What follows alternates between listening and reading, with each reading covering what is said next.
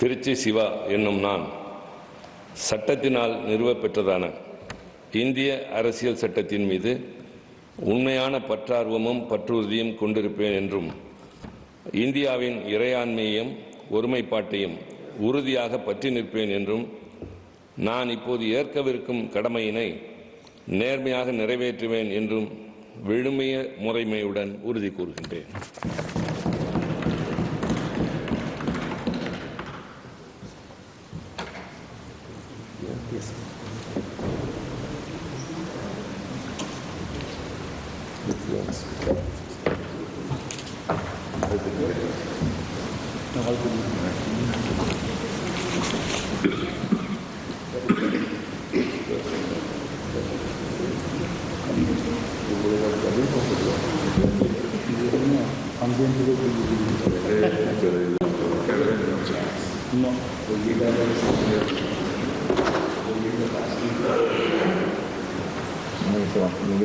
மனமார்ந்த வாழ்த்துக்கள்.